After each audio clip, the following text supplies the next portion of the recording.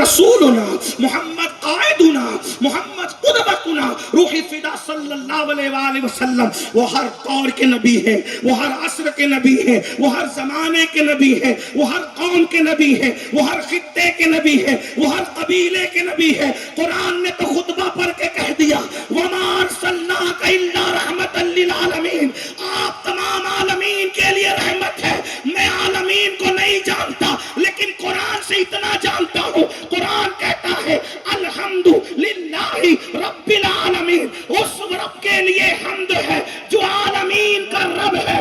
عالمین مجھے نہیں معلوم لیکن اس آیت نے مجھے بتایا کہ اللہ عالمین کا رب ہے اور میرے آقا عالمین کے لیے رحمت ہے۔ تو ہم کہہ دیتے ہیں جہاں جہاں خدا کی ربوبیت ہے وہاں کے لیے میرا نبی رحمت ہے، اور رحمت وہ وہاں رہتی ہے۔ رحمت کا قریب ہونا ضروری ہے، اس لیے کہ رحمت دور ہو جائے تو پھر تباہی بربادی ہوگی۔ پتا چلا آسمان قائم ہے، آسمانوں پر رحمتیں موجود ہے، ستارے قائم ہیں، ستاروں پر رحمت موجود ہے، گیلیکسی کا نظام قائم ہے، گیلیکسی پر رحمت موجود ہے۔ ابھی سائنس جن ستاروں کو تلاش نہیں کر سکی وہاں بھی مصطفیٰ جان رحمت کی رحمت موجود ہے۔ ملا تو اسی میں پریشان ہے کہ وہ مر کر مٹی میں مل گئے۔ ہم نے کہا ستاروں کا نظام جس پہ سائنس کی تحقیق ابھی سربا سجود ہے وہ بھی مصطفیٰ جان رحمت کی رحمت پہ پل رہے ہیں۔ اندازہ تو فرمائے، میں جلدی جلدی وقت کی نزاکت کے اعتبار سے اب پڑھنے لگا ہوں۔ دنیا کا سب سے پہلا قائد جو زمین کے اوپر آیا، خوش نصیبی ہماری یہ کہ ہندوستان کی زمین پر آیا، اس ہستی کو آدم کہتے ہیں۔ ایک جملہ کہہ دوں، اگر بھلواڑا والے سن سکتے ہیں، برداشت کر سکتے ہیں تو سن لیں۔ اللہ اکبر۔ لوگ کہتے ہیں انسان بندر تھا، بندر سے ترقی کر کے انسان ہوا۔ میں نے کہا کوئی اور بندر کی اولاد ہو سکتے ہیں، اسلام جو ہے ہمیں بندر کی اولاد نہیں کہتا، ہم بندر کی اولاد نہیں، ہم آدم کی اولاد ہے، اسی لیے ہمیں آدمی کہا جاتا ہے۔ اور آدم اتنے خوبصورت تھے کہ حسن آدم کو دیکھ کر فرشتے بھی حیران ہو گئے۔ کتنا خوبصورت ہوگا وہ ہمارا باپ جسے آدم کہتے ہیں، لیکن خدا نے زمین پہ اتارا۔ اگر وقت ہوتا تو اس زمین کی فضیلت بھی پڑھتا، لیکن چونکہ آپ کے پاس اتنا ٹائم نہیں، میں جلدی جلدی سے بات پڑھنے لگا ہوں۔ حضرت آدم علیہ الصلوۃ والتسلیم قائد ہے، رہنما ہے، لیکن اللہ آدم علیہ السلام کی شان یہ ہے، توجہ، آدم علیہ السلام کی شان یہ ہے، اللہ ارشاد فرماتا ہے انی جاعل فی الارض خلیفہ، کہ میں زمین پر اپنا خلیفہ بنانے والا ہوں۔ آدم ہمارے ابا ہے نا، بولو بھائی ہے کہ نہیں ہے؟ اب سوال پوچھنے میں وقت ضائع نہیں کروں گا، لیکن آپ سپورٹ کریں گے تو مجھے پوچھنا نہیں پڑے گا۔ جتنی محنت علامہ نے کی، جتنی محنت نعت خانوں نے کی، یہ ساری محنت کو تھوڑا میں روکڑا کروں گا، اس لیے کہ ان کی محنت میرے سامنے آئے گی۔ بولو آدم اپنے ابا ہے کہ نہیں ہے؟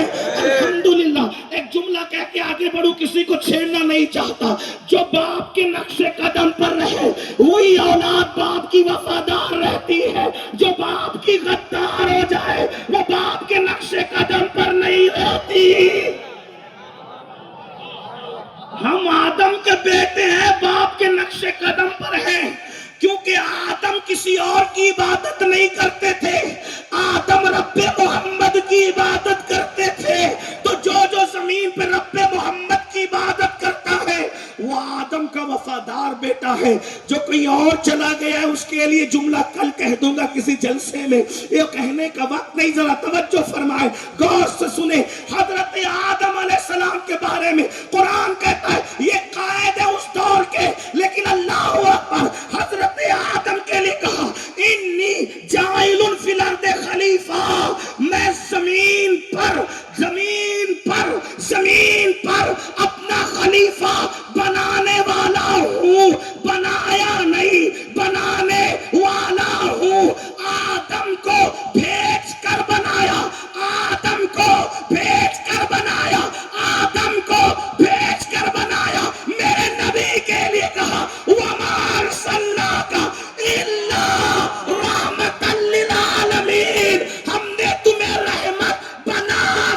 بھیجا، بنا کر بھیجا، وہ آ کر بنتے ہیں، یہ بنا کر بھیجے جاتے ہیں۔ نعرہ تکبیر، نعرہ رسالت۔ ایک نعرہ میری طرف سے لگا دے، اتنے نعرے کی بجائے ٹائم بھی بچے گا۔ ایک نعرہ محمد ہمارے، محمد ہمارے، محمد ہمارے، محمد ہمارے۔ آدم کو بھیج کر بنایا، میرے نبی کو بنا کر بھیجا، بنا کر بھیجا، توجہ، بنا کر بھیجا، بنا کر۔ اور کب بنایا یہ کسی کو نہیں پتا، کب بنایا کہ، اور پھر آدم کو زمین پر خلیفہ بنانا ہے، یعنی آدم خلیفہ ہے زمین کا۔ لیکن میرے نبی کی لکھا وَمَا أَرْسَلْنَاكَ إِلَّا رَحْمَةً لِّلْعَالَمِينَ، آپ زمین کے لیے رحمت نہیں ہے، جیسے صدیق کے لیے ویسے جبریل کے لیے۔ اور یہ صدیق اور جبریل تو عقل میں آنے کی چیز ہے، جن ذروں میں کائنات بنی ہے جس کا تمہیں پتا بھی نہیں، ان کے لیے بھی نبی رحمت۔ ابھی علامہ صاحب درود شریف کی فضیلت بیان کر رہے تھے، شان آدم سنیں اور پھر اپنے قائد کی شان۔ حضرت آدم کو مانتے ہیں، اور مانتے اسی لیے ان سے تقابل کر رہے ہیں، جن کو نہیں مانتے ہم تو ان کو گنتے بھی نہیں، جن کو مانتے ان سے تقابل کر رہے ہیں، ہمارے باپ سے تقابل کر رہے ہیں۔ ہاں، اللہ اکبر، بلواڑہ والوں، گردنوا سے آنے والوں سن لو، حضرت آدم کی شان یہ، اسجد لآدم، سارے فرشتوں کا جھک جاؤ آدم کے سامنے، فرشتوں کو سجدہ کرایا، یہ شان آدم علیہ السلام۔ ابھی امام راضی کا فلسفہ سجدہ نہیں پیش کر رہا ہوں، جو اہل ظاہر نے کہا جس پر سب متفق ہے وہی کہہ رہا ہوں، جو عاشق لوگ کہتے ہیں وہ تو ابھی بات کی بات ہے۔ عاشق تو کہتا ہے عشاق شوق سجدہ میں سوئے حرم جھکے، اللہ جانتا ہے کہ نیت کدھر کی ہے۔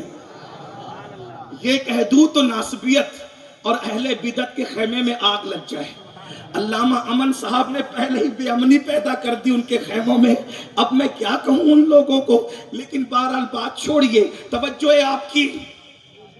حضرت آدم کو سجدہ کرایا، یہ شان آدم علیہ السلام، لیکن فرشتے پہلے سجدے میں نہیں تھے، پھر گئے، پھر اٹھ گئے، یعنی سجدہ ایک محدود وقت کے لیے تھا، سجدہ ایک پہلے نہیں تھا، پھر کیا، پھر اٹھا لیا سر، یعنی ایک لیمیٹڈ پیریڈ کے لیے سجدہ تھا۔ آج ہم سے کوئی پوچھے فرشتے کیا کر رہے ہیں، کیا آدم علیہ السلام کو سجدہ کریں، کا نہیں کر رہے ہیں کیونکہ سر اٹھ گئے، ہے نا؟